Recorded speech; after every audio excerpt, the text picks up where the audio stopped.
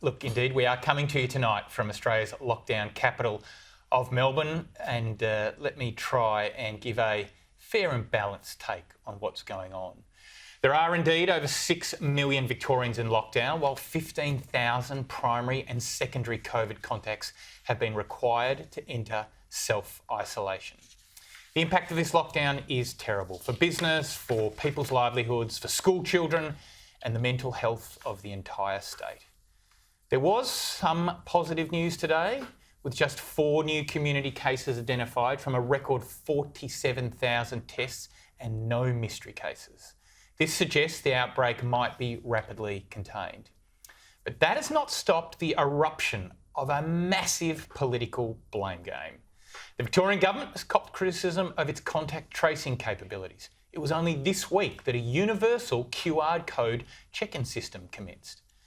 The South Australian government has come in for criticism for allowing this latest outbreak to occur in one of its quarantine hotels. And the Commonwealth government is copping it over its failure to take more responsibility for quarantine and the slow pace of the vaccine rollout. The PM must be regretting telling people the vaccine rollout is not a race. Here he is earlier this year.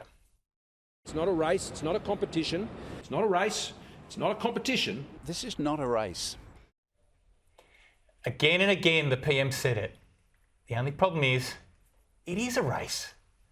The way we stop lockdowns is by getting the population vaccinated. That is our ticket out. So far, just 2% of Australians have been fully vaccinated. Compare that to Israel, which has 57%, the USA, 40%, or the UK on 35%. In the global comparison of vaccination rates, Australia is languishing behind countries like Kazakhstan, Bulgaria, Colombia, Tonga, and Equatorial Guinea. Now the PM and the Health Minister are rightly copping heat on this, but the Australian people, that's you at home and me and all of us, we also need to take some responsibility here. The fact is, vaccine hesitancy means people are not turning up for the jab.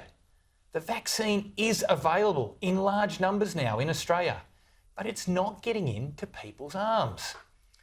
Now, I understand there are particular cohorts where vaccine hesitancy is particularly high. Women in their 50s and 60s, and culturally and linguistically diverse communities. So if you can get vaccinated, then please do so.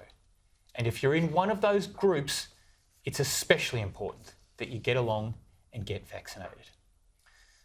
For its part, the government needs to change its message on vaccination. It needs to dial up the urgency of the situation dramatically and do everything it can and use all the messaging, rhetoric and language that it can to get people out and vaccinated. It also needs to back this up with some sticks and some carrots to encourage people to get the jab.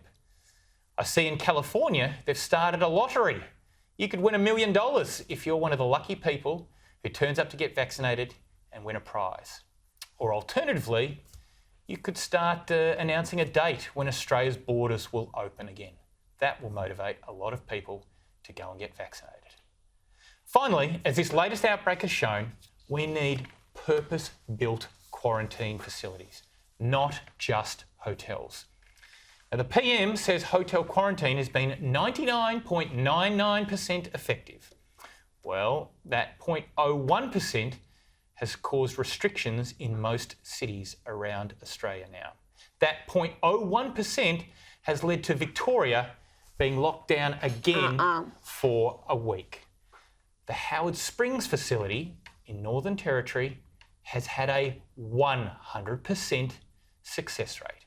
No lockdowns, no deaths. Every state should have a facility like Howard Springs. Thankfully, it looks like the Commonwealth is moving on this, with the PM and the Victorian Premier signalling in the last 24 hours that there's about to be a major announcement for support for a purpose-built quarantine facility in Victoria. Other states should follow shortly thereafter, let's hope. Only 6 months too late, But, Rita, I'm sure you'll agree, better late than never. No, I don't surely agree. I very much disagree.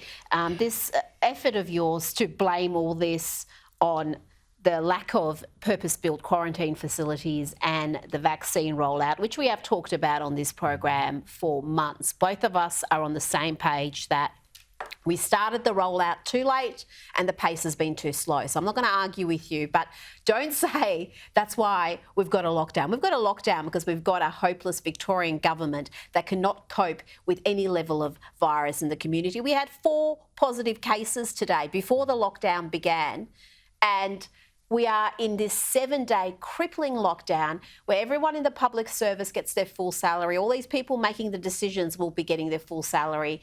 But for people out there in the private sector, small businesses, this is so devastating. And I don't think the state government understands or perhaps even cares. They certainly don't act like they care. And every other state faces the same challenges Victoria does, whether it's the vaccine rollout, whether it's the lack of purpose-built quarantine facilities, and yet New South Wales doesn't have these lockdowns that we're having. They've had many more outbreaks, bigger outbreaks, but they know they can trust their contact tracing to get on top of it. They know their contact tracing works, that they don't need to have these citywide lockdowns or statewide lockdowns, these absurd restrictions like outdoor masks. But what if someone in Mildura, why do they have to wear a mask when they leave their house? Why would they, if they're walking out in a field in the open air, in the sunshine, have to be masked or technically breaking the law? I mean, where is the evidence behind that? Where is the sanity, the proportionality? None of that makes sense. No wonder people are irate. And Scott Morrison is right. We have had 99.99%, whatever the exact figure is, go through hotel quarantine without incident.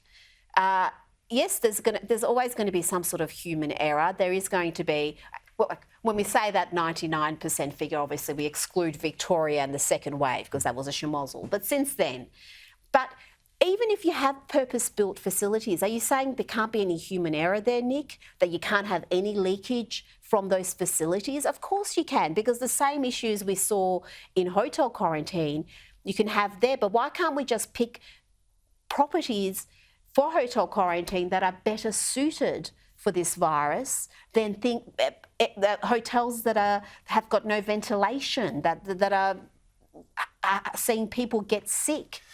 Go in healthy and come out sick. So this latest lockdown in Victoria was triggered by an outbreak which occurred in a South Australian hotel quarantine facility.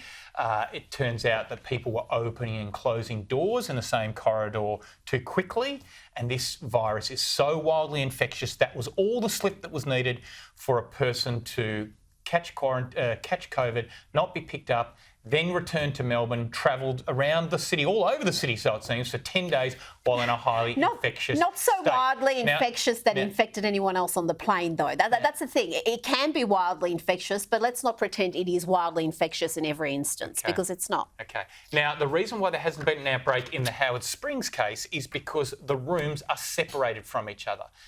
They are separated by distance. They're in the outdoors, so you don't have these hotel corridor type scenarios. That's why there seem to be. Yeah, but there are options for better facilities